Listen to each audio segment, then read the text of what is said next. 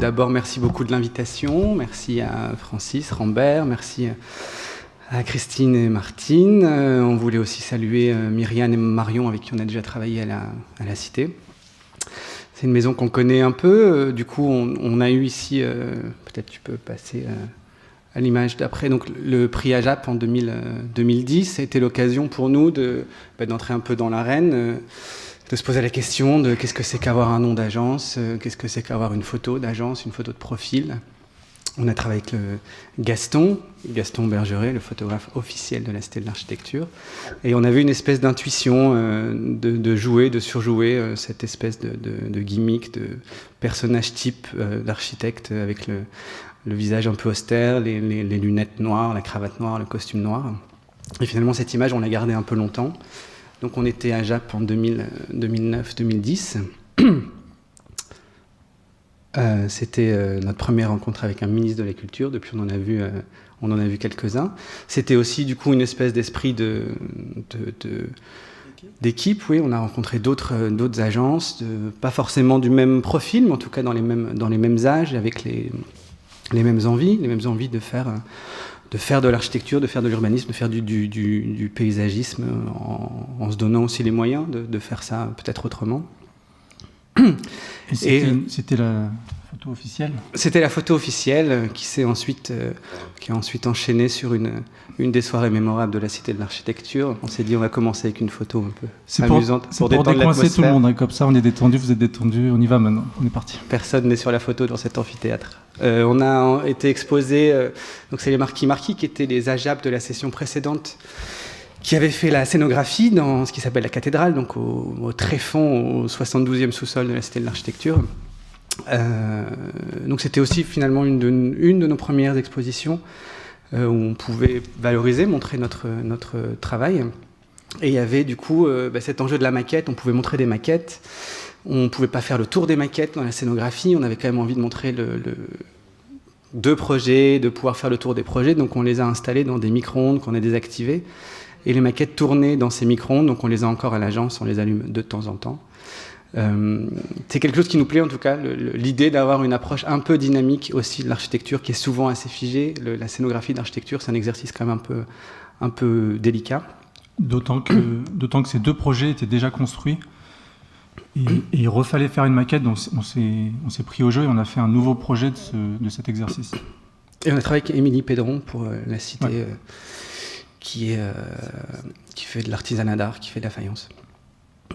On a ensuite été du coup invités à faire la scénographie des AJAP qui nous ont succédé, les AJAP 2012, donc dans le grand espace à l'étage de la Banane. Donc pour rappeler vite fait les règles du jeu, la scénographie de l'exposition AJAP, c'est toujours une scénographie qui doit être très modulable parce qu'elle se balade dans beaucoup de maisons de l'architecture et autres lieux d'exposition d'architecture en France. Donc il faut qu'elle soit facilement montable, démontable. Et ensuite à l'étranger.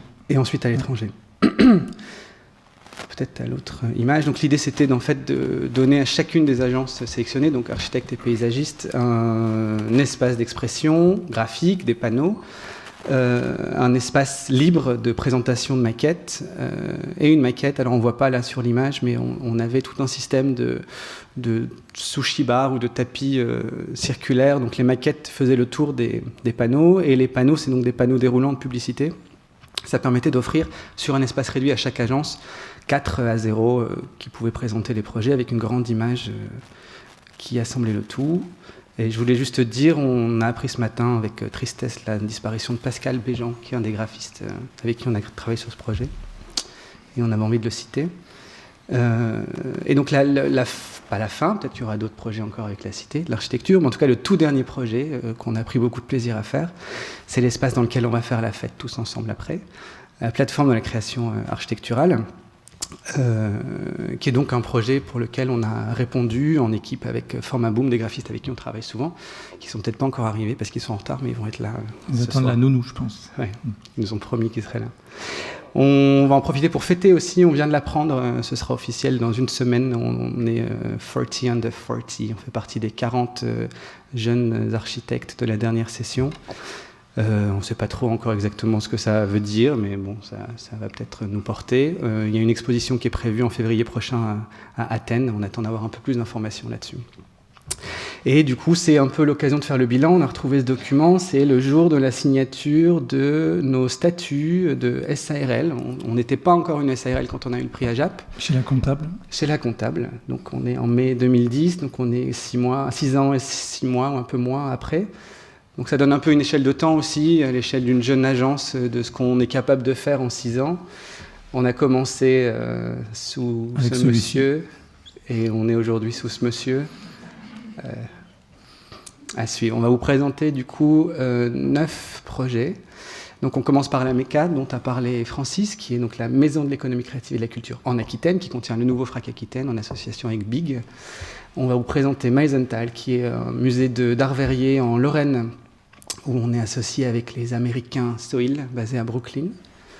On vous montre ensuite une partie du Zoo de Strasbourg, qu'on a gagné cette fois-ci en notre nom propre, on est mandataire, qui est une extension de la ferme pédagogique dans le parc de l'Orangerie de Strasbourg, pour ceux qui connaissent.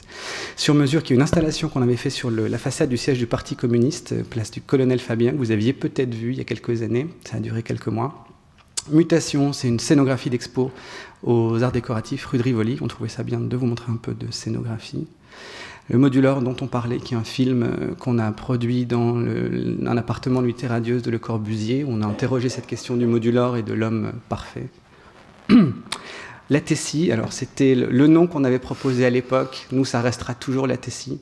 C'est pas passé la Tessie, mais dans notre book, dans notre communication, on continue à appeler ce projet la Tessie. Donc on parlera de la presse, le tatouage. Ouais. On parlera de la plateforme après. What's New, c'est la vie d'agence, les projets gagnés, les projets perdus. On ne fait pas que gagner des choses et heureusement, on laisse un peu de place aux autres aussi. Bon, donc on va montrer quelques images de choses qu'on aurait aimé gagner mais qu'on a perdues et les projets à venir. Du coup, pour commencer avec la MECA, peut-être c'est pas la peine de présenter Big, Bjarke Ingels Group, qui est une petite agence qui démarre. Ils sont 150 à Copenhague, ils sont 200 à New York, ils ont un bureau à Londres et quelques tours qui sortent en Asie aussi. Pour refaire l'histoire, en fait, quand on monte des dossiers de candidature, il faut des books, il faut des références, il faut des chiffres d'affaires, Et même si on était à JAP, même si on avait un accès facilité à la maîtrise d'ouvrages publics, on n'a quand même pas eu tout de suite les projets qu'on avait envie d'avoir, en tout cas les programmes qui nous intéressaient. Et quand on a vu passer ce projet, on s'est dit que ce serait quand même pas mal de monter une équipe. Donc quelques images du projet. Il se trouve en front de Garonne, à Bordeaux. Pour ceux qui connaissent, on est dans le quartier de Paludat, les anciens lieux de boucherie, où il y a encore quelques boîtes de nuit, et quelques bars mal famés. On a retrouvé aussi un des tout premiers mails qu'on a envoyé à Big, parce qu'on nous demande souvent comment ça a démarré. Ça démarre par un mail. C'était pour un autre projet. C'était pas pour ce projet-là, un projet qui finalement n'est jamais vraiment sorti, à Rungis, je crois. Ouais. Voilà, on s'était présenté, on avait établi ce premier contact, et puis et les choses se sont faites de façon relativement simple. Et donc on l'a envoyé un peu au culot. On avait présenté aussi dans notre dossier de candidature l'espèce d'organigramme, comment ça se passe, comment est-ce qu'on répond à un projet qui se trouve à Bordeaux, étant soi-même basé à Paris, étant associé avec des architectes basés à Copenhague. À l'époque, il n'y avait pas encore d'agence à New York non plus. On avait calculé en avion, en train, à pied, voilà, le temps que pouvait prendre un rendez-vous avec la maîtrise d'ouvrage sur place. Et du coup, on a composé une équipe pluridisciplinaire. On est une grosse équipe, on est 10 co-traitants. C'est nous qui avons organisé une très grosse partie de ce casting avec les ingénieurs et les scénographes et les graphistes avec lesquels on travaille. On a aussi nommé à ce moment-là, c'était le début d'une très chouette collaboration qui perdure aujourd'hui, Ivan Mata, qui est dans la salle, qui est notre chef de projet sur la MECA, qui va tous les mardis, tous les mercredis. Et donc la MECA, c'est un projet qui regroupe 3 équipements portés par la région Aquitaine, qui est aujourd'hui la grande région Aquitaine, Limousin, Poitou-Charentes. Le FRAC, vous connaissez, Forum régional d'art contemporain, qui a déjà un lieu. L'OARA, qui est un équipement spécialisé dans la création de spectacles vivants, musique, danse, cirque, théâtre, et l'ECLA qui est une structure qui porte les projets de professionnels dédiés à l'écrit, au cinéma et à l'audiovisuel. Donc c'est 3 équipements qui ont déjà leur lieu dans Bordeaux, que le président de la région, Alain Rousset, a souhaité réunir dans un seul et même bâtiment. Et donc tout l'enjeu, c'est de recomposer avec ces 3 entités très différentes une image commune. Donc il faut à la fois que l'image soit intelligible de l'extérieur, tout en offrant quand même une forme d'identité à chacun des trois occupants. C'est moi qui l'ai vu ? C'est moi.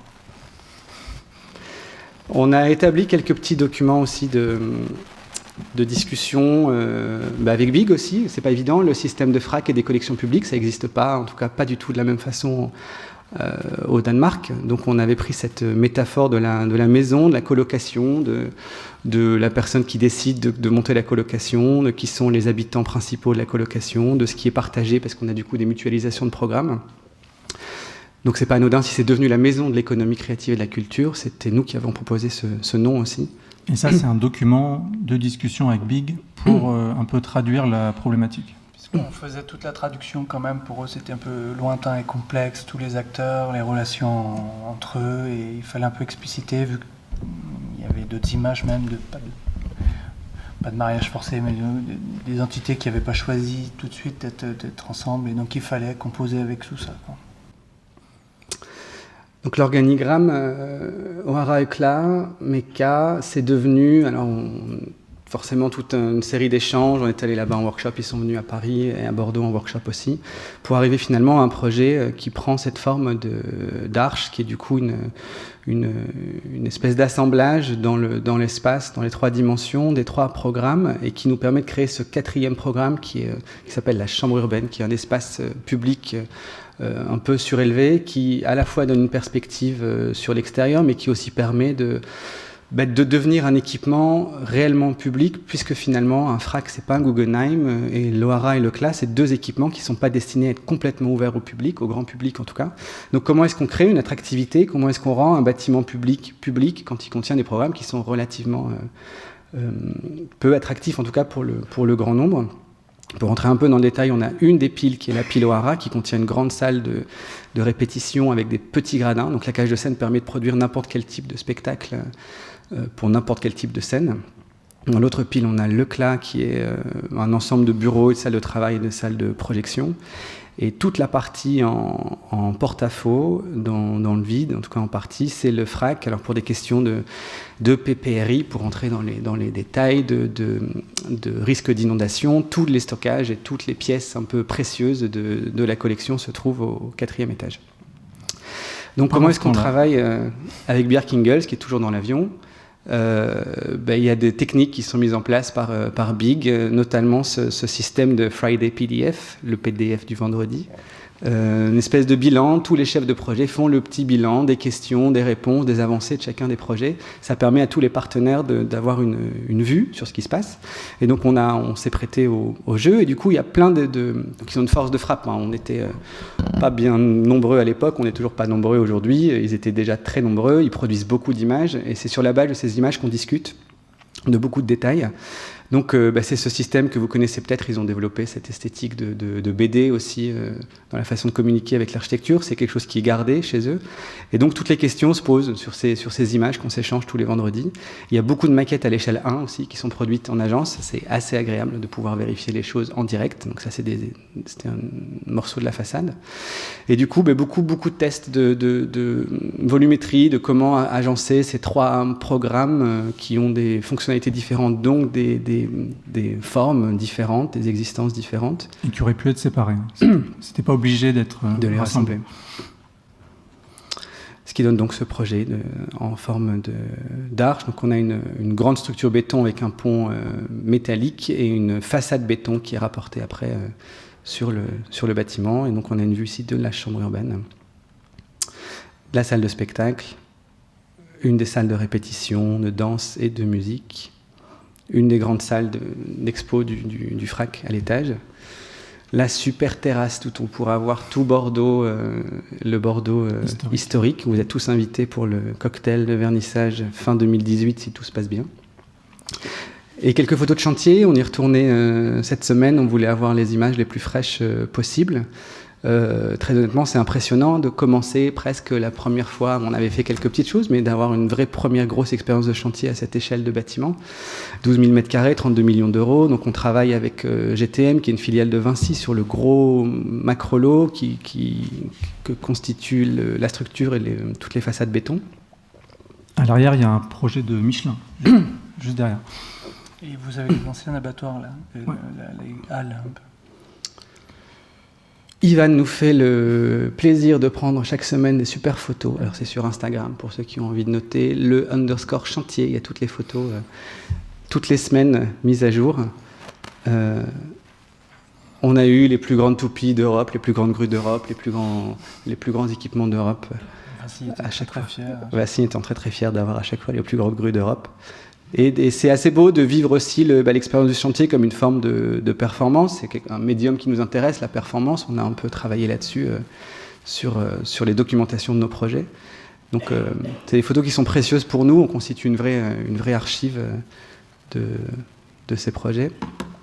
Et comme c'est un bâtiment en béton avec des budgets relativement limités, on a une finition intérieure béton brut qui force à développer des systèmes très ingénieux de coulage des banches et de réserve. Il faut prévoir toutes les réserves à l'avance, notamment pour l'électricité et les fluides, ce qui n'est pas le cas quand on travaille avec des doublages en placo-plâtre, par exemple. Et donc on est très content aussi de l'entreprise avec laquelle on travaille parce qu'on est à un niveau de finition c'est assez confortable. Très chouette, c'est assez excitant à suivre. Voilà où on en est aujourd'hui. On a le premier niveau qui est monté. Et donc, si tout se passe bien, en 2018, tout ça, ce sera terminé. Maisenthal, Francis Rambert en a parlé un tout petit peu avant. C'est un projet qu'on a gagné avec Soil, donc une agence new-yorkaise, qui est une jeune, grosse agence qui débute actuellement, qui fait partie des jeunes loups de l'architecture aux États-Unis. Et un peu à l'image de Big, on les a contactés. Il a peur qu'on l'entende. On les a contactés assez simplement. En fait, on les a rencontrés lors d'une conférence aux États-Unis, grâce à AJAP justement. On avait été invités pour faire quelques conférences pour suivre l'exposition AJAP de la session d'avant. De la session d'avant, voilà, un an après. Et on avait rencontré à cette occasion Soil qui faisait une présentation lors d'une petite conférence. On aimait bien leur projet, assez simplement on leur a dit si ça vous intéresse, peut-être qu'on fera des candidatures. Et on a eu beaucoup de chance sur le coup, puisque un an, voire presque 2 ans après, on les a appelés, on a fait une candidature et on a été retenus. Donc voilà, nous voilà à faire un musée du verre et du cristal, du Centre international d'art verrier, dans un tout petit village donc, dans la Moselle, au cœur du parc des Vosges. Et donc voilà, donc une nouvelle organisation d'associations à mettre en place avec des Américains cette fois, et avec, pour le coup, le décalage horaire qui compliquait un peu quelquefois les projets, mais tout s'est relativement bien passé. Finalement, ça paraît compliqué au départ et en fait, c'est toujours assez fluide. Et peut-être aussi ce qui nous simplifie la vie dans les 2 projets, entre Soil et Big, c'est qu'à chaque fois, il y a des Français aussi dans l'équipe d'en face.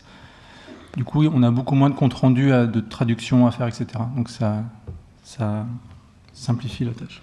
Même si on est obligé quand même de faire souvent des meetings en anglais, c'est quand même toujours simplifié quand il y a quelques Français dans l'équipe. Pour faire assez simplement, donc c'est 3 bâtiments, donc c'est un site existant qui a déjà une programmation culturelle.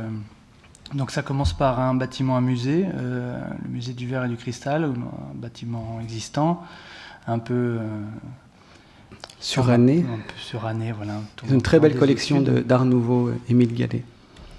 Le Centre international d'art verrier, donc de la production contemporaine, donc c'est un maintien de savoir-faire ancestral, donc c'est vraiment ça qui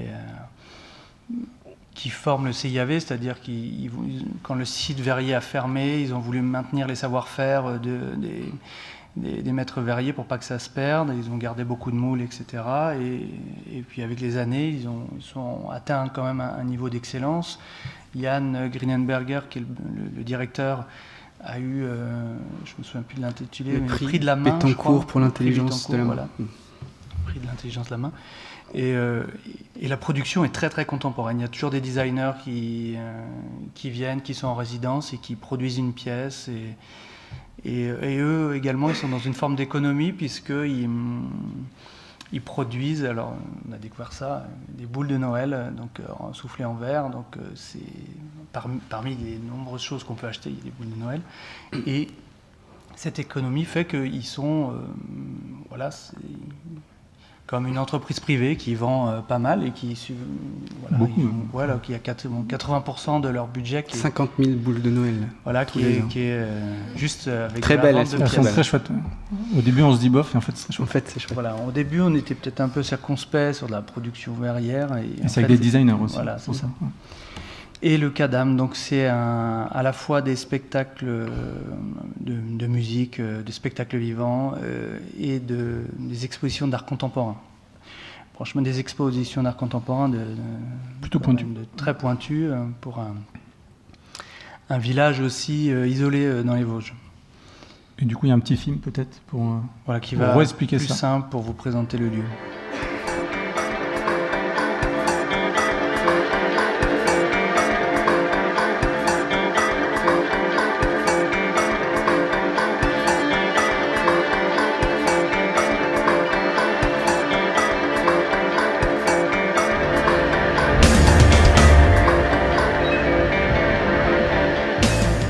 Du coup, on est dans le CIAV, donc vous voyez les artisans, les souffleurs de verre. Il y a une partie ouverte au public. C'est ça, il y a une mezzanine, on peut voir les maîtres verriers faire des démonstrations. Là, c'est dans la grande halle. C'est un site qui a déjà une dynamique, mais qui a besoin de passer un peu à un deuxième stade un peu plus ambitieux, plus professionnel. Et donc voilà, c'est pour ça qu'il y a eu ce concours sur ce projet. Ils étaient un peu au bout de l'utilisation de la machine art contemporain.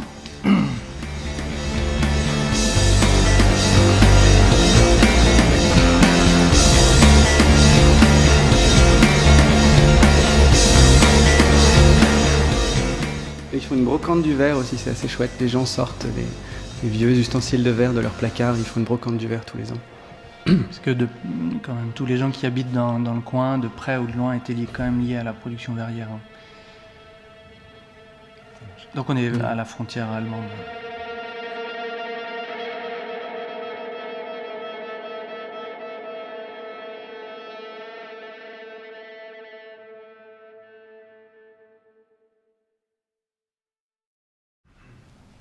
Donc voilà, nous on était amenés à un peu fédérer un petit peu ces trois entités et en plus créer un accueil du public. C'est-à-dire qu'il fallait en plus accueillir le public tout simplement parce que là c'était trois bâtiments un peu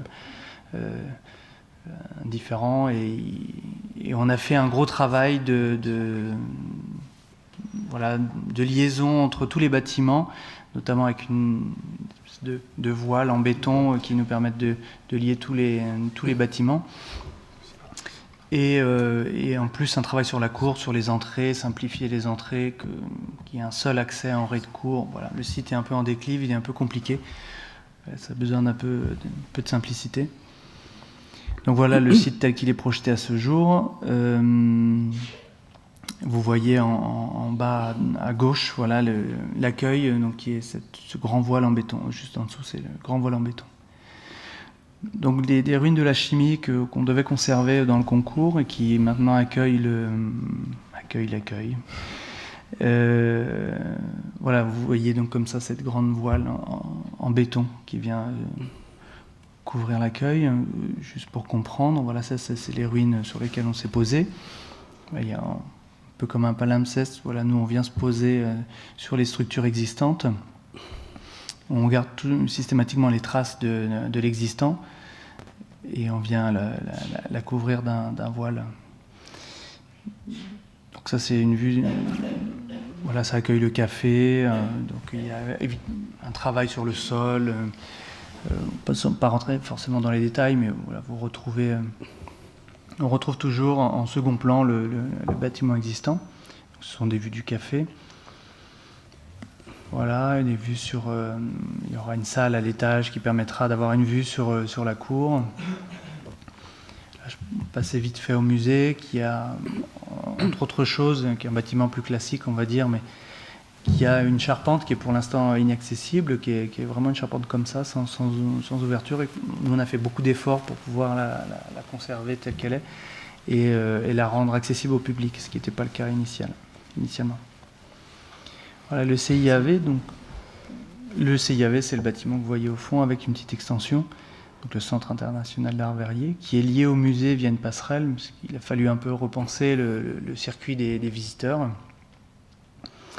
L'actuelle boutique qui devient un espace galerie, un petit peu plus au fond, c'est l'espace de démonstration où tous les visiteurs peuvent regarder les verriers qui sont juste en contrebas.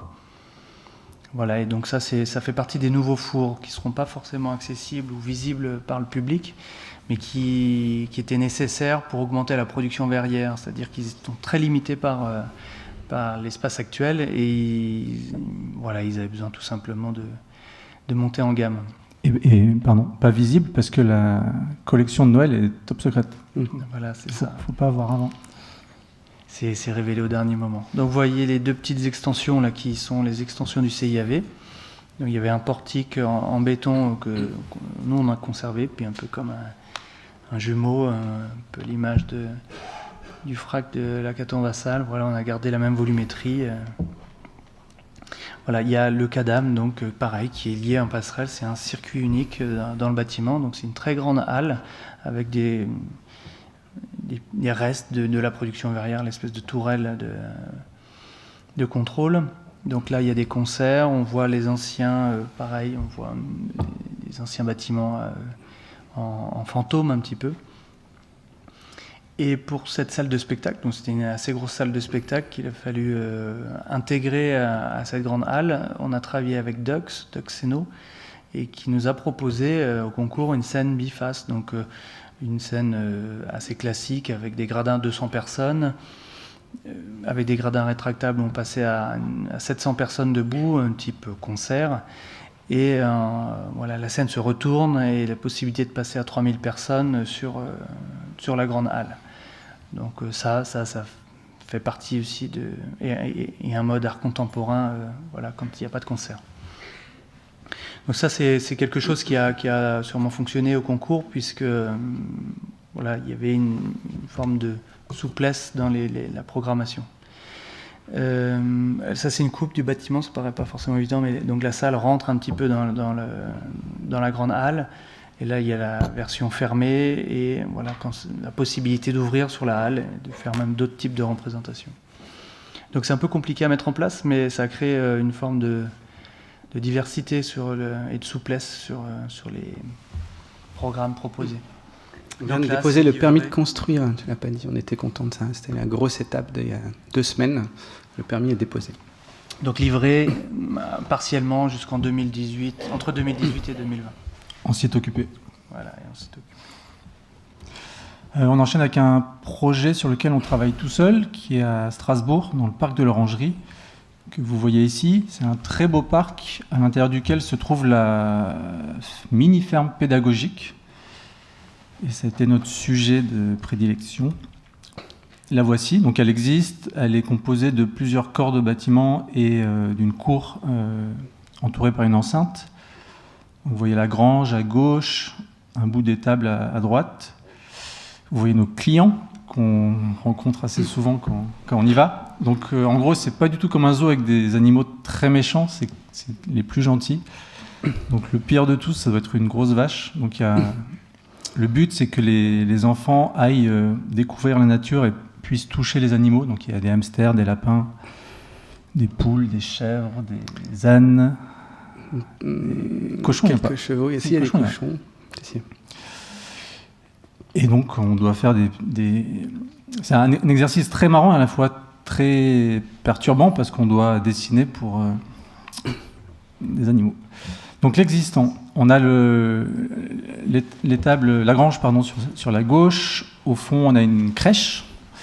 La crèche de Noël, c'est important, on est en Alsace. Qui était une grosse discussion. On a l'espace câlin, et c'est pas une blague. Donc là-dedans, c'est un espace où on va Faire des câlins. Faire des câlins aux hamsters. Aux hamsters. Et ce qui est très triste, c'est qu'aujourd'hui, le sol est un peu dur et les enfants font tomber les hamsters et leur cassent les dents. Et on a trouvé ça un peu rude. On enchaîne. L'administration existante, vous verrez, nous, on l'a fait sauter. L'étable, qui est le bâtiment central dans lequel, en fait, il y a des box pour animaux et du stockage de foin à l'étage. Les volières existantes. Et à l'arrière de celle-ci, des box d'acclimatation. En gros, c'est pour les animaux qui sont un peu malades ou en vacances. On en est là aujourd'hui. Et donc, on a retravaillé le bâtiment central en inversant en fait l'orientation des box pour réorienter les deux cours existantes. On a proposé un bâtiment contemporain qui vient se glisser sous la grange, sur la gauche de l'image. Et on a redessiné toute la partie volière. Avec la maîtrise d'ouvrage, on a évité d'arriver à un combat sans merci. Mais dès le début, en fait, il a fallu un peu argumenter sur les différentes idées pour en arriver notamment à ce dessin du pavillon qui vient se glisser sous la grange. C'est un secteur ABF. C'est un secteur ABF. Et en fait, contrairement aux deux premiers projets qu'on vous a montrés, où c'était un concours restreint, où on gagne avec une image, ici, c'était une procédure adaptée. Donc en fait, on est parti d'un texte pour expliquer notre projet. Et ça a ses avantages, mais ses inconvénients. C'est-à-dire que vu qu'il n'y a pas d'image, en fait, chaque étape est ouverte à négociation. Et donc, on a fait toute une succession de projets, avec l'image ici de Maurizio Cattelan. On va vous les faire vite, parce qu'il y en a eu un paquet, mais bon, on est passé d'un pavillon qui sortait de l'enceinte à un pavillon qui devait s'aligner à l'enceinte, mais qui était totalement rempli, jusqu'à un pavillon qui devait se mettre en retrait et créer une espèce de préau pour pouvoir accueillir les visiteurs, où on retraitait toute la toiture de la grange existante, pour au final arriver à une plus grande simplicité d'un volume qui se glisse en dessous de celui-ci. Qui dit procédure adaptée dit négociation aussi sur les matériaux, donc on a fait appel à beaucoup. On a testé pas mal, on a fait appel à pas mal de beaucoup d'échantillons de catalogue. Et de la même manière, on a retravaillé aussi pas mal de fois la volière avec des formes et des hauteurs différentes, avec des arguments de feuilles qui tiennent ou pas sur le grillage, etc. Mais juste pour montrer que tous les projets évoluent, mais quand il y a une procédure adaptée, ça change un peu la donne et il faut en gros être toujours vigilant et être plutôt énergique pour pas céder en fait. Donc pareil, on a eu plusieurs matériaux. On a posé le permis de construire, on est en phase appel d'offres. On va vite vous parler aussi du poulailler, j'allais dire volière, du poulailler qu'on a voulu travailler pour nos chers clients les poules de façon assez exigeante. On voulait le mettre en scène en fait, avec une suggestion du théâtre à l'italienne. Et donc c'est des petits gradins finalement. C'est une procédure adaptée, donc on va essayer de l'amener au bout, cette idée. Donc des petits gradins pour pratiquement inverser le spectacle. C'est les poules qui vont regarder le spectacle. Ce sera les têtes des enfants à l'extérieur. Et dès le début aussi, on a travaillé avec nos amis de format Boom, que Francis a cité tout à l'heure, sur une signalétique. Et on vous montre un des exemples, qui est notamment les patères qui servent à suspendre les vestes, les habits des enfants, et qui seront dans une des salles à l'intérieur du pavillon. On a commencé en 2013, on espère le terminer en 2017. Et c'est bien parti. Sur mesure, c'est un projet qu'on a fait, que vous avez peut-être vu, dans Paris, place du Colonel Fabien, bâtiment de Niemeyer et façade de Jean Prouvé. Pour le Conseil national de l'Ordre des architectes, ils avaient un événement, c'était un petit peu avant les dernières présidentielles. Ils voulaient faire une espèce de grand forum pour rappeler un peu, ou pour rappeler au bon souvenir des politiques que l'architecture pouvait être un enjeu. Et on nous avait contactés pour travailler sur d'abord le carton d'invitation, puis un événement, puis quelque chose pour activer le forum. Et on a tout un panel d'idées, plein de choses qui sont tombées à l'eau, mais quelques petites choses qui ont été gardées, notamment cette idée de coter le bâtiment de façon assez simple, hauteur-largeur, comme on le ferait sur un dessin d'architecture, et du coup de le faire en vrai, c'est-à-dire d'installer du lettrage en sticker sur la façade. C'était la toute première fois que quelque chose était collé, fixé sur la façade, donc on avait fait des tests, on avait choisi un matériau qui devait durer le temps du forum, une journée, puis finalement le Parti communiste a souhaité le garder une semaine, puis 2 semaines, puis 1 mois, puis 3 mois. On a eu un peu peur au moment du décrochage, et ça va, il ne reste plus de orange fluo sur la façade. Et donc, ça, mine de rien, ça a quand même réactivé ce bâtiment, cette façade, qui est quand même, on peut tous être d'accord avec ça, un des plus beaux bâtiments de Paris. Mais qu'on oublie un peu, on passe devant sans trop s'en rendre compte. Et finalement, il a été refotographié pas mal dans toutes les occurrences du bâtiment qu'on peut voir sur Internet, sur Instagram. Ça a été un moment où voilà, il a été un peu re-regardé et on était assez contents de ça. Il y a eu plusieurs interprétations. Vu qu'on n'avait pas mis le M pour les cotations de mètres, oui, c'était une station de radio. Oui, où certains pensaient que le PC, le Parti communiste, était que dans la partie en haut à droite. C'est vrai, on l'a pas inventé. Aujourd'hui, ils n'ont plus tout l'espace, ils ont loué une partie de l'espace. Je crois qu'il y a Oraito qui a ces bureaux-là, il y a quelques agences d'archi et de designers. Et on a fait un film aussi avec, comme le disait Francis, on aime beaucoup ce médium, le film. On travaille régulièrement avec un ami, Patox, qui fait qui une vraie culture du clip aussi, et qui apporte un autre regard, une autre écriture quand on fait des projets de vidéo. On ne va pas montrer la vidéo en entier, on montre juste la fin, le générique de fin du montage. C'est Yves qui était dans la nacelle. On devait y aller tous les 3. C'est Yves qui est. On avoue, c'est Yves. C'est Yves qui est resté dans la nacelle. On a tous lâché. On a eu peur.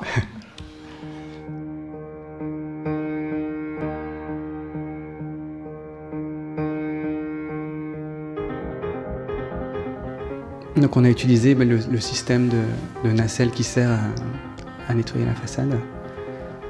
Et on était en binôme, Yves était en binôme avec un représentant de l'entreprise qui nettoie la façade, qui est seul habilité à manœuvrer la nacelle.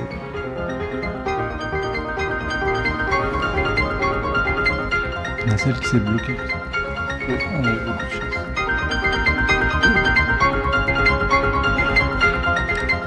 C'est pas des projets qui font gagner de l'argent, c'est des projets qui font perdre du temps. On est pendant 3 jours en dehors de l'agence, il faut trouver des matériaux, mais c'est quand même vachement bien de décoller un peu les yeux de l'écran de temps en temps.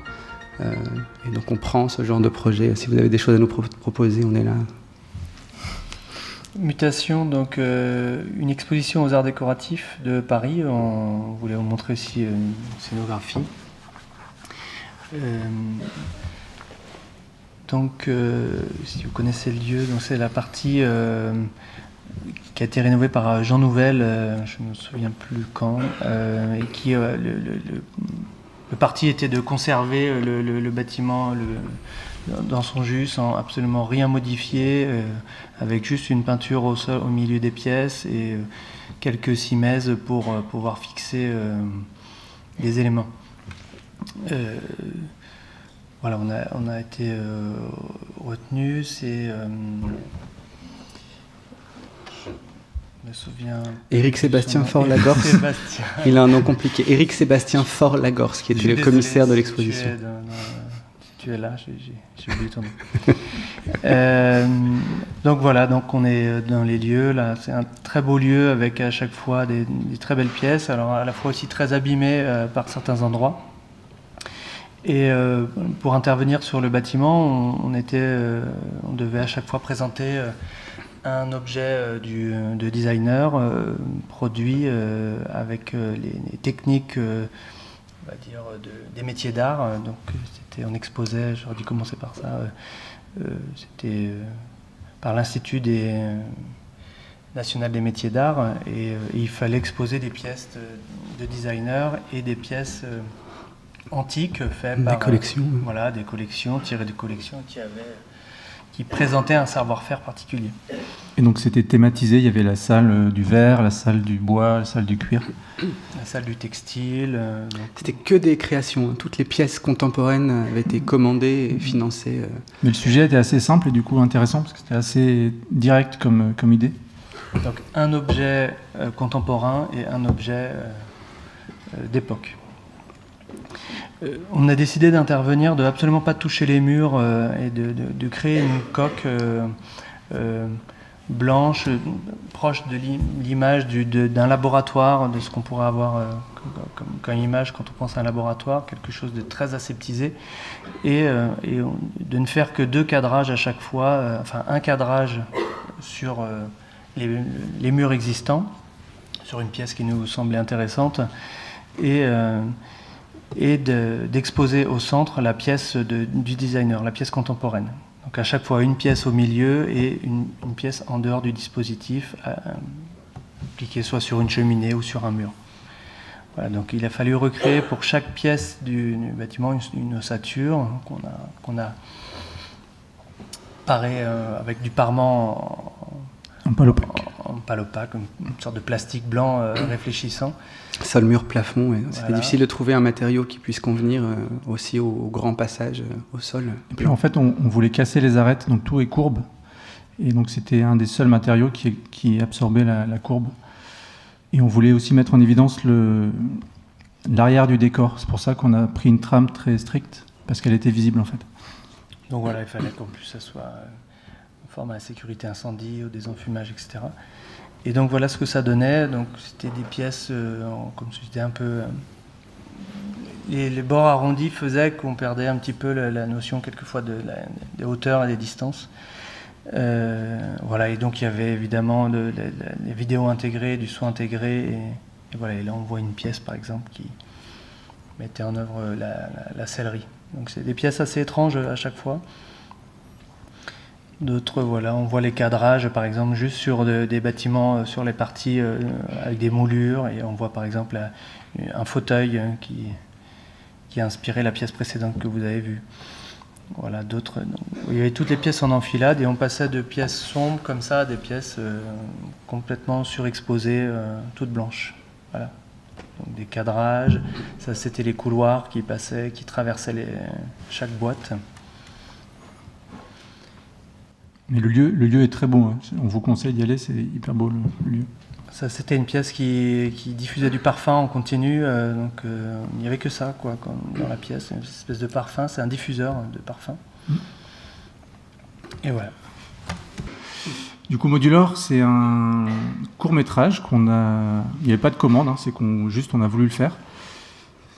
On a voulu re-questionner en fait la notion d'échelle et d'être parfait élaborée par Le Corbusier.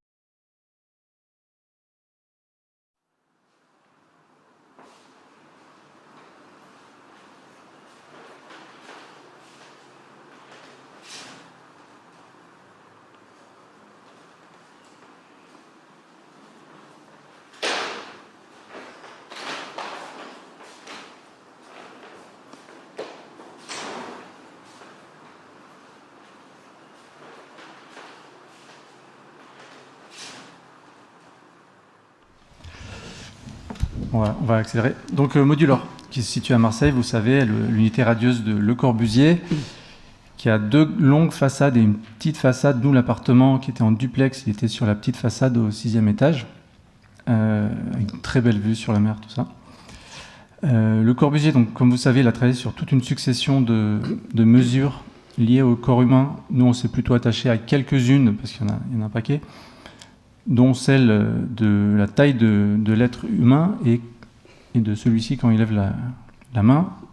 Toutes ces mesures ont permis de construire l'unité radieuse. Donc toute l'unité radieuse, pour ceux qui ne savent pas, elle est construite à partir de cet être soi-disant parfait. Et donc nous, cet être parfait, on a voulu un peu le questionner. Donc on a fait appel à 2 vrais acteurs. Un acteur de petite taille qui fait 1m30 et un acteur de grande taille qui fait 2m15. Sachant que le plafond est à 2,26 m. Les voici. Donc à droite, vous avez Jean-Yves, et à gauche, vous avez Brahim. À la manière de Dogma, même si on n'a aucune prétention dans ce genre, mais on a voulu travailler certaines règles dès le début, avant même de filmer. Et notamment, on a voulu travailler sur les cadrages, la notion de cadrage. Et donc, on est parti des 3 points de vue de l'être parfait et des 2 acteurs. Et en gros, en fait, on a voulu filmer certaines scènes avec la vision du Modulor, donc une vue soi-disant parfaite de l'appartement, qu'on a entremêlée avec 2 visions atypiques, du coup mal cadrées, parce que soit la caméra est trop haute, soit la caméra est trop basse, où on voit des morceaux de placard, des hauts de lampes, etc. Ce qui a donné un film qui est un peu déstabilisant et un peu étrange, parce que du coup, il est mal cadré très souvent. Mais on a voulu jouer sur cette règle très stricte, presque mathématique, dès le début. Et ensuite, on a voulu jouer un peu sur la symétrie, parce que l'appartement est assez... Là, vous êtes par exemple dans c'était la chambre de ma grand-mère, mais bon, c'était la chambre des enfants. À la base, vous aviez une cloison coulissante au centre. Et donc, par exemple, là, vous avez une succession de cadrages identiques, vus depuis l'œil parfait du Modulor, qui crée des visions un peu disgracieuses de 2 êtres soi-disant imparfaits. Vous avez la même vision identique de la porte, plus ou moins haute, un placard, un rangement. Brahim qui doit se baisser par exemple en descendant l'escalier. Jean-Yves qui a du mal à fermer les placards qui sont dans le couloir.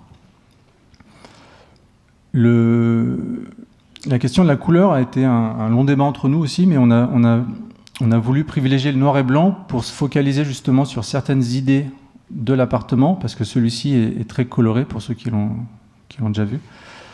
Et donc la couleur, on a juste voulu l'utiliser dans les couloirs, qui sont assez fascinants, qui s'appellent des rues intérieures, qui sont volontairement sombres, avec des boîtes aux lettres, c'est des boîtes où avant ils faisaient passer les pains de glace, etc. Mais des portes et des boîtes qui sont très colorées. Et Le Corbusier avait rendu ces couloirs très sombres volontairement pour que les gens ne parlent pas trop entre eux dans cette rue intérieure. On a également travaillé sur le son. Donc il y a 2 bandes son qui se chevauchent. Une bande son qui a été créée par Patox, le réalisateur, qui a été cumulée avec toute une série de bruits domestiques. Donc parce que l'appartement est très bruyant, avec des sons très présents. Donc vous avez le parquet qui craque, vous avez l'escalier en bois qui craque aussi. On l'entend sûrement pas lors de la première vision du court-métrage, mais quand on y prête attention, on entend le chien du voisin qui aboie quand Jean-Yves claque le placard. Donc il y avait toute une série Il y a aussi la douche avec le goutte à goutte. Et voilà, il y avait toute une série de bruits domestiques qu'on a voulu additionner à une espèce de nappe sonore. Donc vous avez une image du tournage qu'on va vous montrer justement dans un making-of.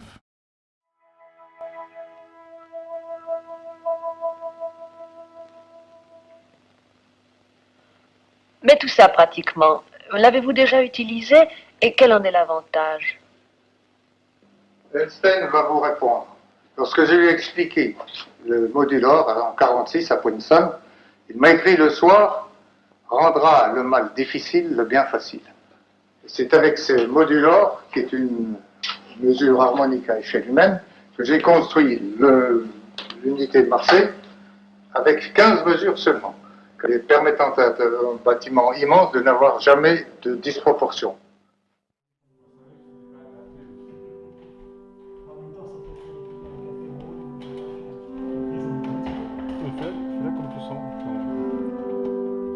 Et à la fin, on les mettra tous les deux.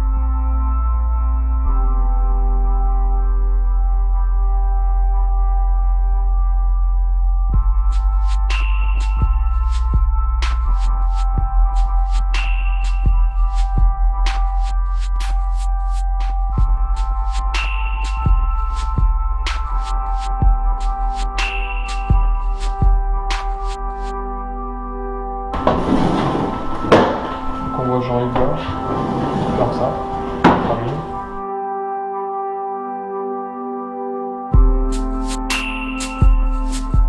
Ça c'est naturel, l'autre c'est bizarre.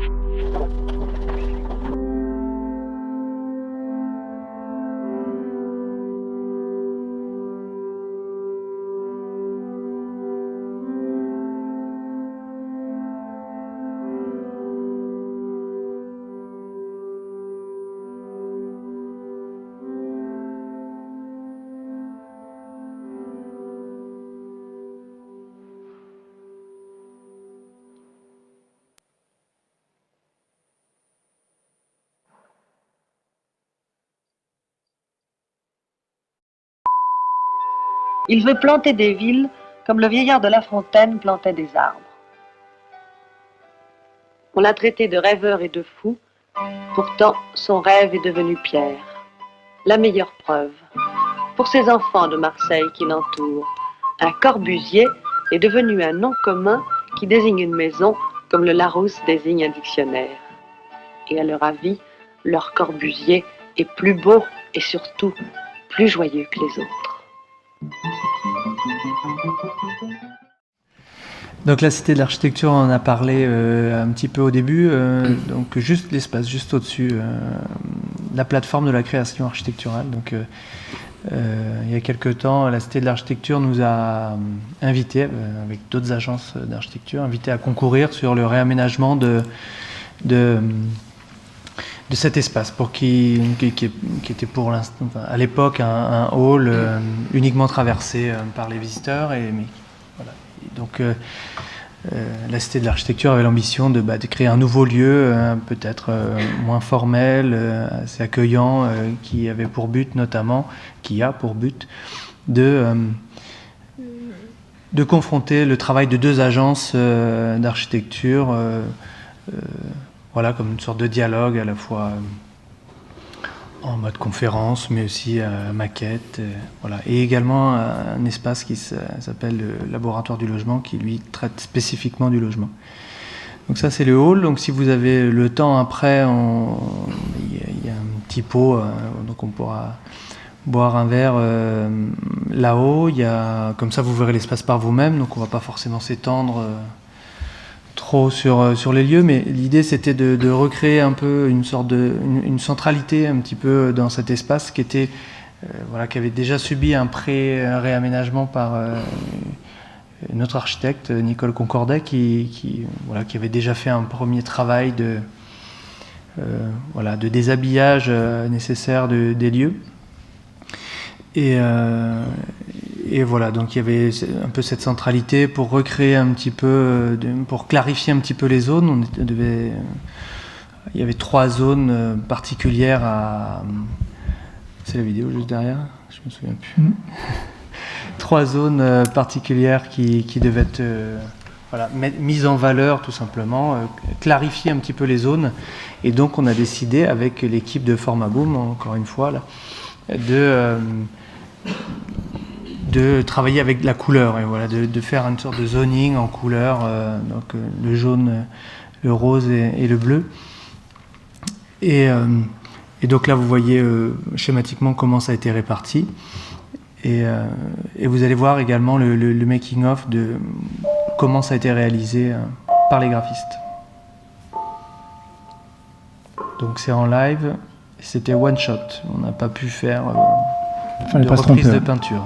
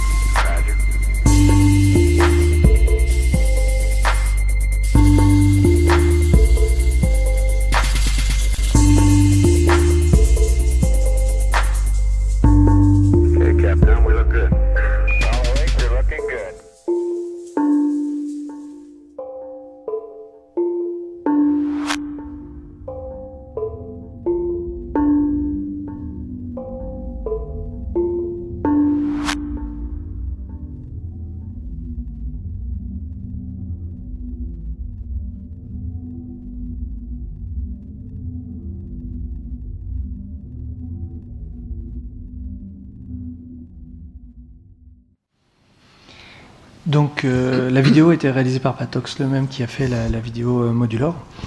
Nous, pour notre part, on va dire plus architecturale, on a voulu, pareil, franchement, main dans la main avec les graphistes, travailler sur des 3 objets qui puissent être pareil, qu'on puisse retrouver quasiment comme des logotypes dans le graphisme. Donc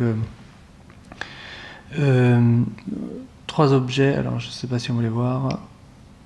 Voilà, on les voit un petit peu au fond.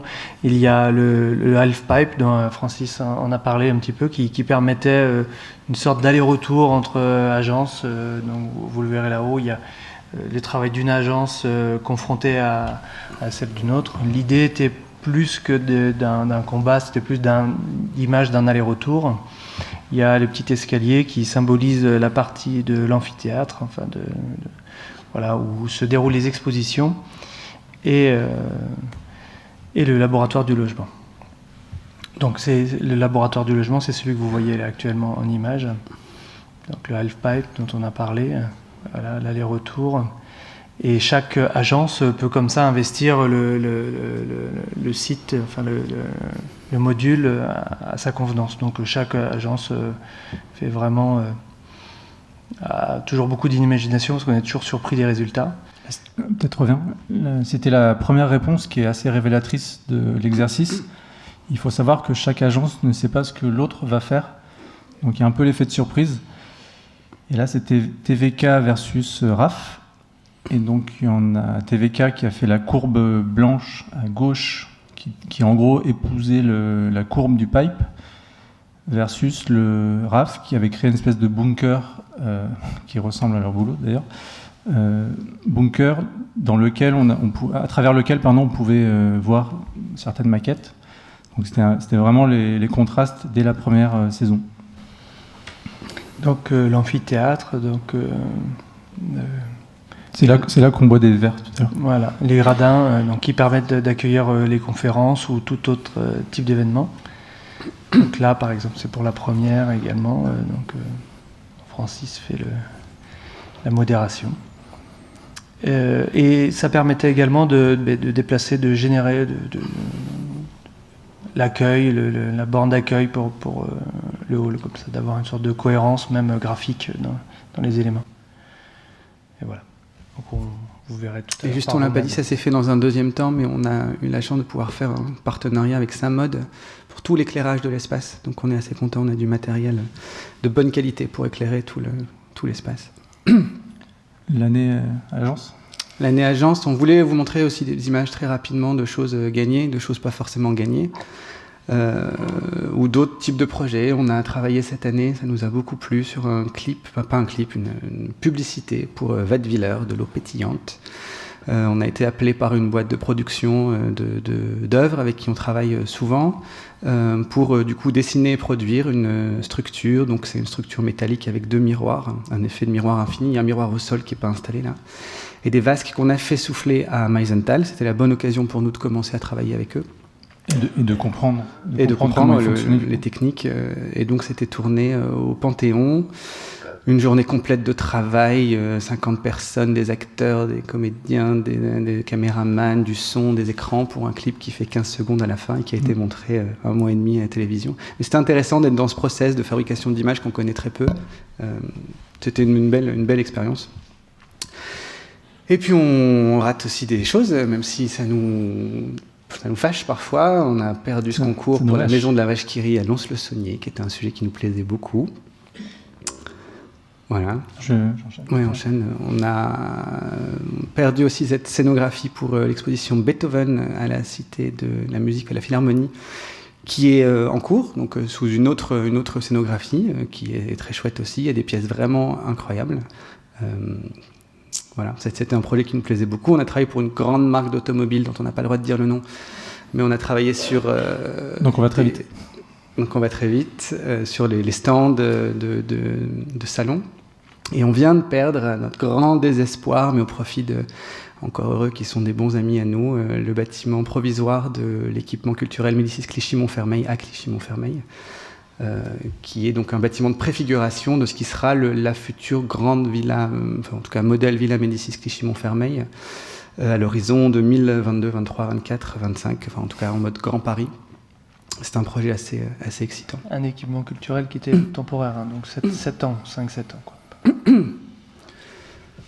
Et dans les projets à venir, alors on est assez content de pouvoir vous parler de la Fondation d'art Fiminco. J'ai vu qu'il y avait des gens de la team qui étaient là dans l'audience. On n'a pas d'image du projet parce qu'on est en phase esquisse, on commence. C'est un projet privé. Nous, finalement, on a vraiment des réflexes de maîtrise d'ouvrage public. Et du coup, c'est aussi un process. C'est un très, très beau site à Romainville. C'est une partie des anciens bâtiments qui étaient occupés par les écuries de la compagnie d'omnibus de Paris. Et puis, ce monsieur dont j'ai oublié le nom, Roussel, vétérinaire de son état, a inventé, en tout cas sur place avec les chevaux, un peu le début aussi de la fabrication des vaccins. Enfin, c'est un site qui est très lié quand même à à la production de médicaments, et c'est devenu du coup plus tard un site Sanofi. Sanofi est plus sur place maintenant. Et donc il y a 4 corps de bâtiments, c'est très très beaux bâtiments, en briques pour la plupart, et un bâtiment blanc. Années 30, ouais. Années 30, ouais. Qui sont destinés à accueillir la future fondation d'art Fimenco. Plusieurs espaces dédiés à des galeries d'exposition d'art contemporain, mais aussi pas mal de programmes mutualisés, cafés, boutiques, amphithéâtres, etc. Et un très beau bâtiment central, on va dire, qui est une grande halle de chaufferie, qui est très beau. Alors, c'est pas les usines 19e, c'est les usines années 30. Donc, ce qui est très bien, c'est que la structure est vraiment adaptée pour un format de monstration d'art contemporain. Donc, il y a beaucoup de choses à vider. On n'a pas encore commencé les étapes de curage, mais il y a beaucoup de tuyauterie à l'intérieur. Ça fait 800 mètres carrés au sol, juste pour l'échelle, une vingtaine de mètres carrés sous plafond. Et il y a une préouverture en début 2017 qui est prévue, des lieux en tout cas, pour donner déjà un aperçu du bâtiment avant sa transformation. On peut vous l'annoncer aujourd'hui aussi, parce qu'on n'avait pas le droit de le faire avant. On est au chômage. On est au chômage. Non, on a été appelé à notre surprise et en même temps excitation par Pôle emploi pour participer à un appel d'offres qui concerne en fait une réécriture, une refonte architecturale, graphique, alors d'abord d'une agence pilote à Paris, pour repenser en fait complètement l'accueil des gens, des visiteurs, des gens qui utilisent ce service public Pôle emploi. Donc c'est un exercice intéressant parce qu'à la fois on est dans du bureau, de l'espace d'accueil, mais on n'est pas dans du bureau de start-up. Enfin, c'est un autre type d'espace, de demande. C'est aussi des espaces qui sont assez chartés, qui sont assez reconnaissables, identifiables. Et à la Donc fois, on travaille.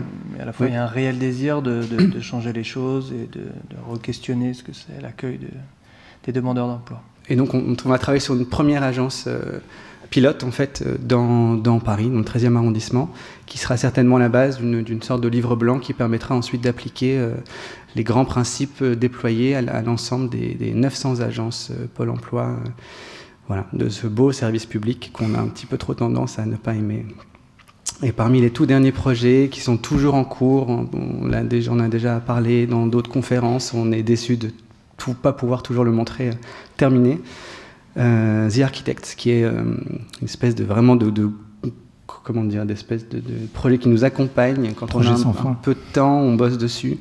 On a scanné presque une centaine de films cinéma où apparaissent ou des architectes, ou des maquettes, ou des tables à dessin, ou tout ce qui est de l'ordre de l'artefact, de ce qui active un peu dans le scénario l'idée qu'il y a des architectes.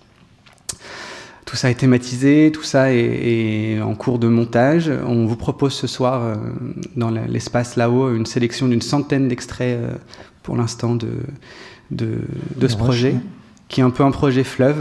On ne sait pas trop quand est-ce que ça se terminera. En attendant, on s'y tient, on essaye de tenir bon.